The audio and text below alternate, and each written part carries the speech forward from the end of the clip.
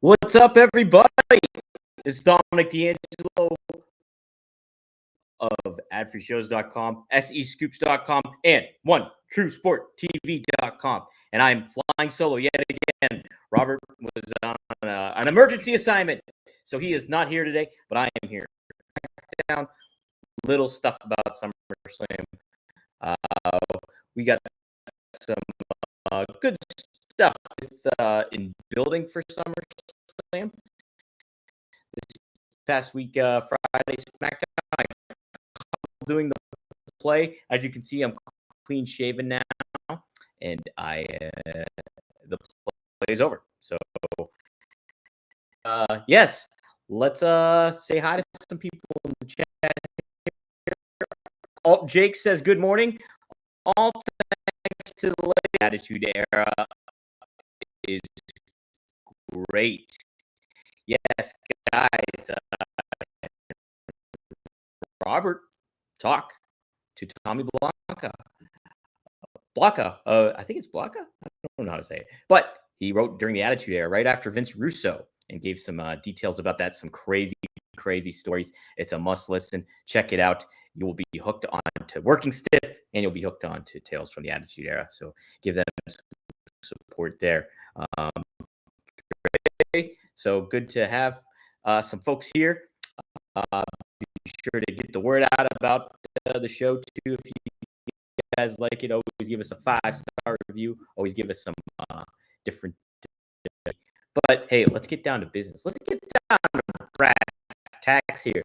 Talk a little bit what happened on SmackDown this past Friday. Kind of haven't gotten too much of those this summer season, but is picking up. So we didn't have too much going on here. But SmackDown, let's talk about it. I won't go in chronological order. So I watched like the top 10 things. So they had the tag team gauntlet. Thoughts, takeaways from that? It's going to be interesting to see how they handle obviously Tangaloa was out with eye injury, and we saw him patched up much akin to a John Moxley or Bryan Danielson in AEW. He had Jacob Fatu, and man, do they know what they're doing with him. It's hard for him. He's so talented, such a great presence across the board from an athletic standpoint, a look standpoint, and you guys will see if you have not been familiar with his work. So there's a lot that you can take away from Jacob Fatu, and WWE is well aware of that. They know they got something very, very special with him, and so he tagged up with Tama Tonga to be in this tag team gauntlet. And sure enough, they beat the Street Profits to win that. They're the number one contenders for the tag team championships. So pretty cool stuff. And probably, you want to make getting some gold on these guys is the right way to do it. Unfortunately, it's at the behest. Is that the right word?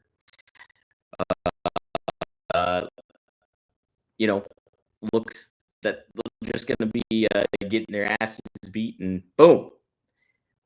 So it doesn't speak to maybe WWE really focusing too much with the tag division right now. The rumors are, or the reports are, that WWE has signed Motor City Machine Guns. We talked about that before, and it's are we choppy here? Let me see. Oh yes, that's right. My smoke detector is interfering more than get that thing fixed. It's out in the hallway, guys. I can't do anything about it. I'm stuck. My hands are tied. Please let me know. Am I clear now? Let me know if you're clear. Why is it choppy? I'm even connected to the hardwired to the internet here. That is very strange. Why is my feed so choppy? Can you guys? Is it just my face? Can you hear me? Okay. I'm not sure. I don't want to leave because I can't fix that. I think if I damn you, Jeff Jarrett. Yes, I'm blaming Jeff Jarrett, Jake. I'm blaming Jeff Jarrett. Let me do a little quick check here. It's the voice. Dang it, the voice is it? Let me test the microphone. But guys, when it comes to what the tag team gauntlet did, it's a good filler time to kind of have that thing set up and making it. This was pre-taped, so it's a kind of a good thing to I think have happen on that. So I'm okay with that. Let's see if this works. Does this work any better? Is this any better? Is this less choppy? You guys let me know. Video is okay. How's my mouth now? Is it the audio good? Is the audio good now? Is anything better? Dang it. What the heck is going on? I blame the smoke detector. Hopefully the audio is better now. Let me see what else we can do here. We are talking about, oh my God. It's got me all out of sorts here. We're talking about what else do I want to cover? Oh, the little something I didn't want to leave away when it came to the gauntlet was, dang, it's in and out. It's not as choppy. Okay, I got to think of something here. Let me see if I can do. 1 second. Give me a second here. We'll work it out live and in color here. See what we can do. But what great content, guys. Hey, but let me also mention that I liked the look of Baron Corbin. I think Robert has his thoughts on Baron Corbin.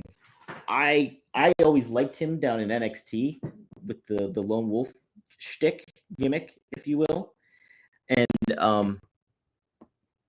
I thought his look is good right now. I really have no complaints when it comes to how he's presented.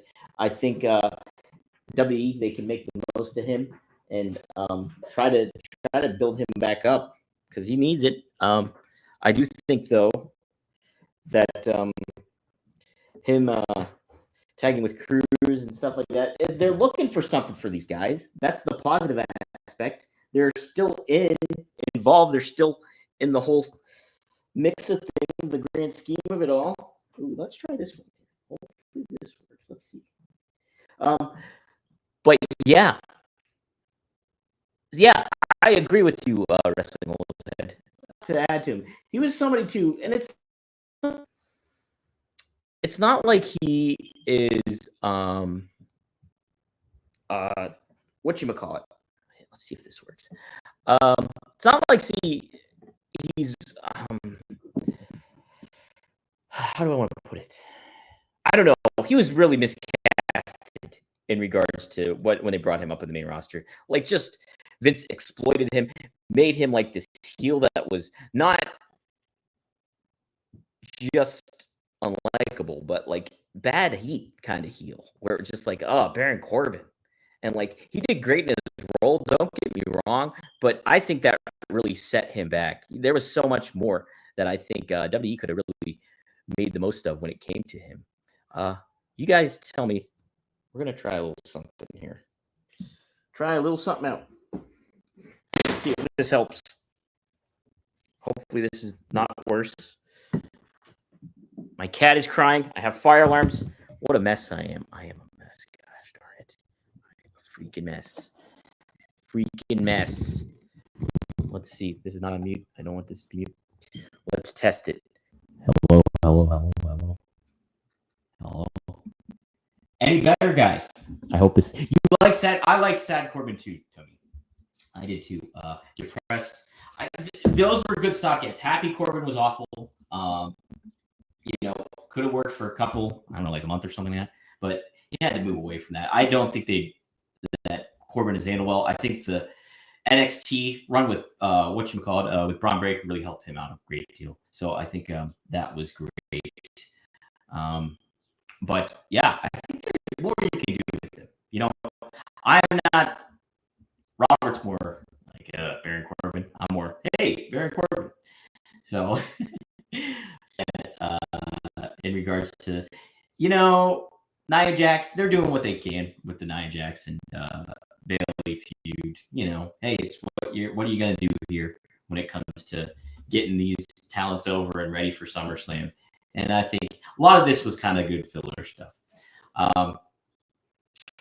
Look, what they did with Santos Escobar and LA Knight, I expressed on Friday, if you did not catch that show, how much value I see in Santos Escobar,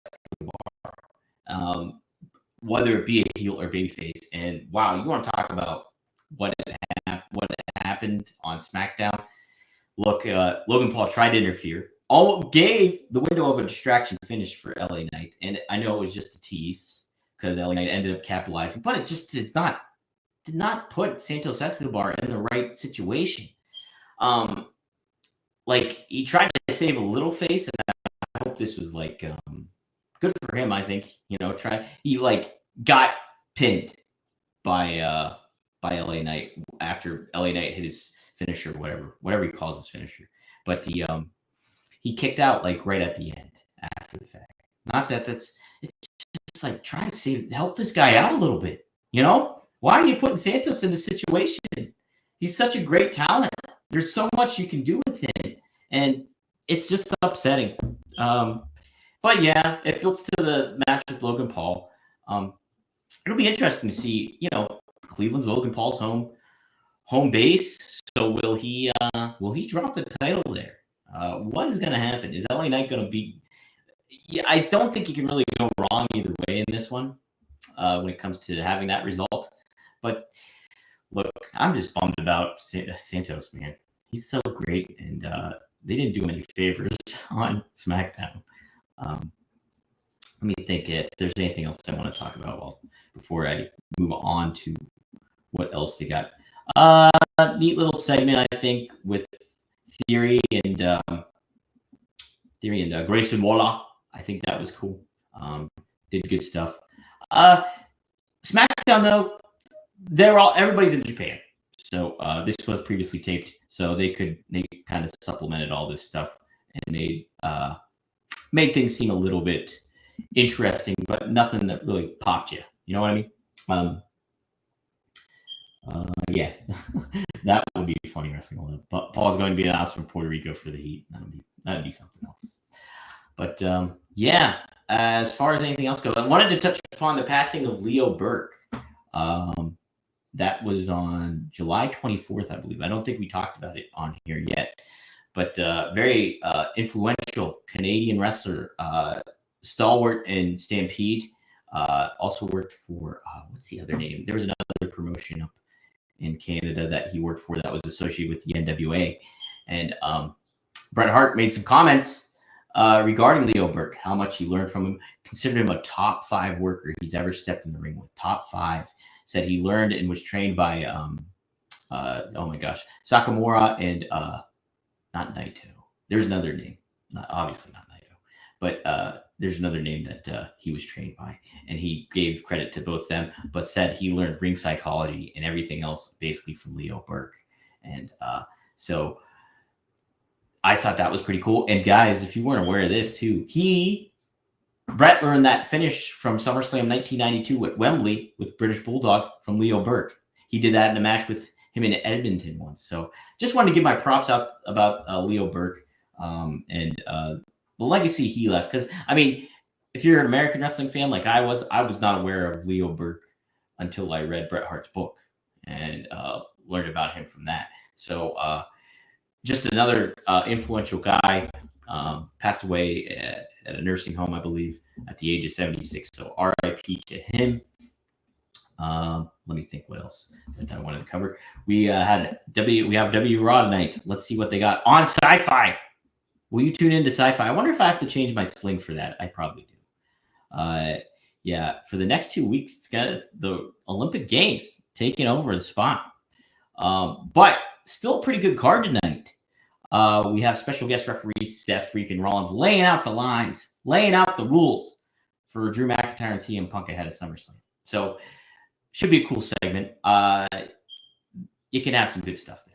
You can really, really elevate things. It'll be interesting to see what they talk about, considering Drew got that picture with Jungle Boy. I'm sure that might not get mentioned, but it all creates some fun buzz. You can indirectly reference it, I'm sure. Punk's pretty good at doing that. So is Drew. So that should be pretty fun. Hey, we got a good singles match. Man, Gunther versus Finn Balor. Man, if they get the time to do some stuff with this one, this is going to be a fun one. I'm excited for that one. We got Xavier Woods taking on Karrion Kross. Look, I want to see stuff develop with these guys. You know, the Final Testament is kind of in the same situation as like almost the Pride was with Bobby Lashley and stuff. And the Pride beat them at WrestleMania. I think there's a lot of potential with these guys. When you have a Paul Ellering and when you have somebody like a Karrion Kross with Scarlett, this is all like feels like talent in waiting here that there should be taken advantage of and putting these guys and gals in more of a prominent position here. But you know, so Kross is taking on Xavier Woods one-on-one. Would like to see Kross win this, and because that would prompt some changes here for an act like Xavier Woods and the Final Testament. Yeah, right? Look at this. It's sad but true. Karrion Kross has so much potential. I really dig his YouTube promos. Yeah, he puts the extra work in to try to get his persona and character across. And you like to see that. And this is like, while he's still with WWE, he's still doing this stuff. He did this while he was on the Indies and kind of was one of the big proponents, the early proponents, like when you don't count somebody like a Zack Ryder or things like that. But him, Moxley, when they were both quote unquote free agents and doing New Japan, or like Mox was doing New Japan stuff, they took advantage of that. And Kross is such a good person to follow when it comes to that. So yeah, I want to see him really succeed in here. I think there's a lot of potential in there. You got to create this dynamic. And I know the troublesome aspect of that all is you have already kind of like this creepy rogue faction with the Wyatt Six. And so that's tough to combat with. But man, you kind of build these two factions in the right manner, you can create a lot of fun in this one. You know, and there's certain things that Karrion Kross is doing to Xavier Woods right now when it comes to family, Kofi Kingston, trying to create a wedge in between those two, that they could be laying a little bit of the groundwork for them being the next people to feud with the Wyatt Six. Now, will that be, you have to try to heat them up in the right manner, though. You have to make this a kind of a good build, because you want them to the level of a Wyatt Six. You want this feud to seem like it means something. And so WWE has to put the focus on the Final Testament. I would give Paul Ellering plenty of chance to talk. You know, why is he there? He's a legend. It's cool to have him in the mix. You got to give a reason why he's there. Give him some promo time. I hope they really start doing that. Make Scarlett such a focus. Man, could you imagine like stuff with Scarlett? The juxtaposition between her and Nikki Cross. Like we're getting teases of Nikki Cross on the promos and the vignettes and stuff like that. There's some stuff you can really get going here. I'm hoping they're laying the groundwork for some of that stuff, but we'll have to wait and see when it comes to that. Regards to what else did I want on Raw preview here? We got Sheamus versus Bronson Reed. Should be a hard-hitting match. Should be pretty cool. This is pretty interesting takeaways. The Creed brothers taking on the Alpha Academy, Akira Tozawa and Otis. So speaking of the Wyatt Six, we're gonna get a little Wyatt Six when it comes to that stuff. Like they're set. So I think the Creed brothers with Chad Gable and the Wyatt Six, you're gonna have time if you want to build up the Final Testament here too, and as a backdrop, and kind of get some things cooking with them and make them see. You know, WWE's been pretty good with laying out the groundwork with storytelling. So I'm not going to put it past them when it comes to that stuff. Yeah, there's a lot of hot stuff going on. All Jake says it here. It's one of the drawbacks to everything being so hot in WWE. Some folks are going to fall through the cracks, as it were. Not enough time for everyone. You're right. Like, we're looking at a lot of these great talents that, you know, haven't gotten really tapped into yet. Yeah, they tried to do a little bit here with the Andrade in his match that he had last week on SmackDown against my my goodness, Carmelo Hayes. So, I think they're putting pins in a lot of people. Like, okay, we're getting to you guys.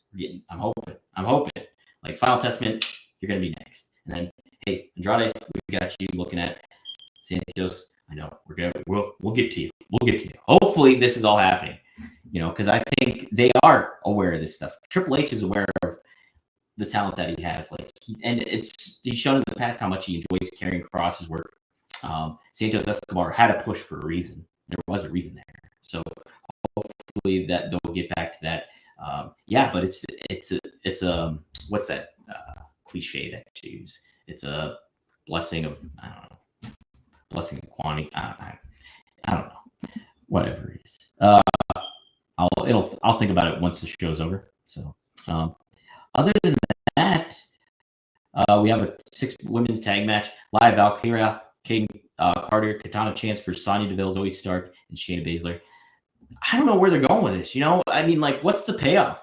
This is it feels like a feud that's just kind of filling space a little bit. I hate to say it in that manner because I like all the talents involved in here, but there's not a trios women's tag team championship. There's not.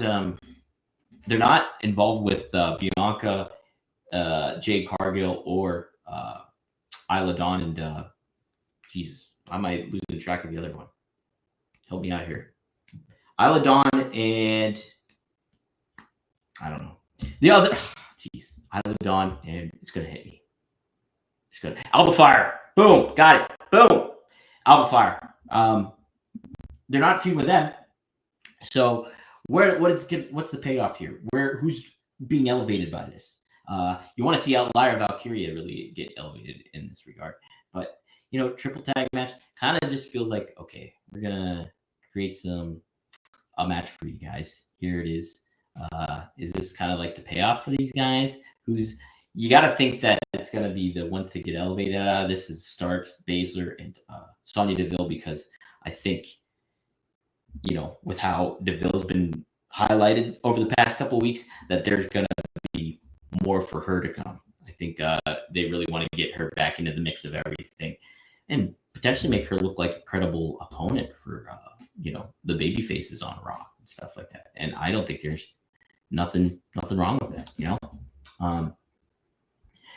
I think, I would be up for this. Escobar and Andrade, future tag champs. Heels or baby faces? That's the thing. I think baby faces. Because, you don't. This heel thing has not worked with Escobar. Not to his own, I don't think. I just don't think they made the most of him feuding with Rey Mysterio and stuff like that.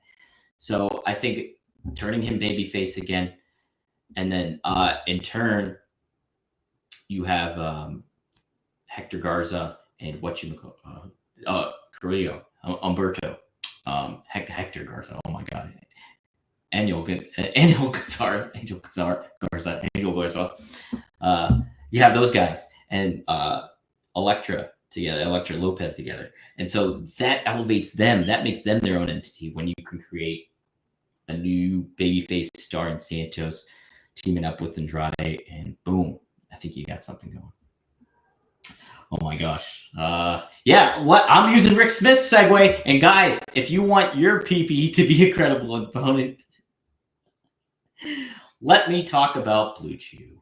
This episode is sponsored by Blue Chew. Let's talk about sex, guys. Remember the days when you were always ready to go? Now you can increase your performance and get that extra confidence in bed. Listen up, BlueChew.com. Blue Chew is a unique online service that delivers the same active ingredients as Viagra, Cialis, and Levitra in chewable tablets and at a fraction of cost. You can take them anytime, day or night, so you can plan ahead or be ready whenever an opportunity arises.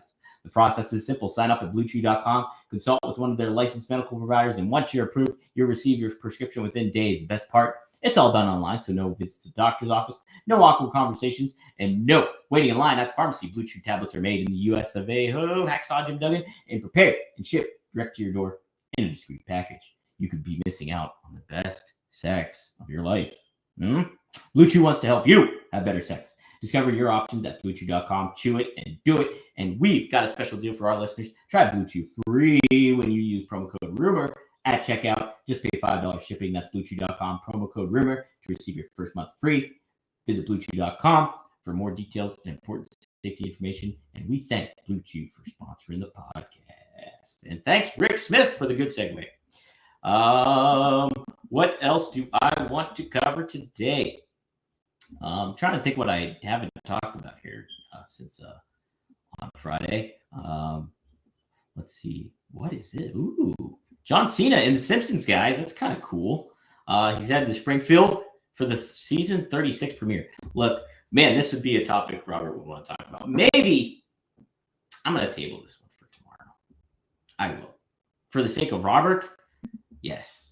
He's a big Simpsons fan. I'm a big Simpsons fan. Let's table that one. We're going to wait on that one. Oh, yeah, AEW Collision Battle of the Bells. Thanks, Rick. Jeez. New producer of the show, Rick Smith.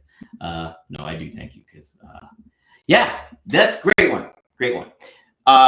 Big takeaway from Battle of the Belts. Von Erichs and Dustin Rhodes are your new trios. ROH Trios Tag Team Championships. I thought those belts were all defunct and done with.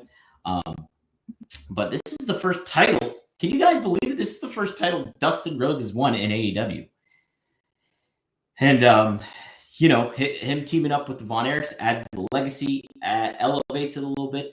I hope this is just the first step of them building the Von Erichs as one of their top babyface tag teams.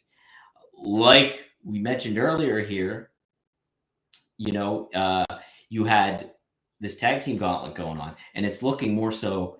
This is all a matter of elevating the bloodline, not necessarily elevating the tag division. Maybe the incorporation of Motor City Machine Guns will change that, but that's a tough thing to kind of get when you have such a huge act in the bloodline that is. So I think the focus is going there. This is AEW's opportunity to establish their own tag team division, make them the tag team wrestling to tune into. Because if you build the Von Erichs up as this, hey, man, look at these guys, legacy stars. They have ties with Dustin Rhodes. Their dad is with them, Kevin Von Erich. And you can get them going with these trios tag team championships. But then, boom, they're on their own. Dustin becomes like just a friend, an ally in certain ways when they're going up against maybe some heels like the Young Bucks, or they're going up against heels like maybe a fresh heel turned Acclaimed. I think it's time for them either to break up. I'm more on them breaking up than I am them staying together, whether that's heels or faces. You make Max, I know I'm going off on tangents here. You make Max Caster the heel and Bowens that singles. I think that's a match made in heaven there when it comes to stuff like that. So, it's Sammy Guevara return too. Yeah, that's good. He's back in ROH. That's right. Jeez. Yeah, he came back. At Death Before Dishonor. Jeez, I totally forgot about that. So I guess there was some stuff that kind of happened over the weekend. You can tell I was a little busy, but yeah, I think this is their opportunity with the Von Erichs. Create this tag team vision. You got heel FTR even. You can make them baby faces for a little bit. There's a lot you can do. You have all these teams. You have the Gun Club. You have so many of these guys that you can really, really make a great tag division and make it feel something special. So AEW needs to take advantage of that opportunity. We'll talk about Sammy tomorrow, if there's time permitting, what happens, developments on Raw and all that stuff. But apparently he's got a new look and all that stuff. So we'll have to be on the lookout for that. Guys, be on the lookout for today, 4:20 p.m. Eastern Standard Time, One of a Kind with RVD. Me and Rob, we talk about Mike Awesome in depth. We talk about a dream match that could have happened with him and Scott Hall that never came to be really. And then we cover a lot of other ground too. So it's a very, very fun episode. You get chock full of information on that one. So it's a good, hefty episode. You guys will enjoy it. Tune in, subscribe, like rvdtv.com, and give us 5 stars on there on Spotify and iTunes. We really want to help build the audio numbers up on that one because it's such a great show. I want to get more ears and more eyes on One of a Kind with RVD because, man, it is one of a kind perspective. It's such a fun show. I love everybody that joins in live for those recordings too.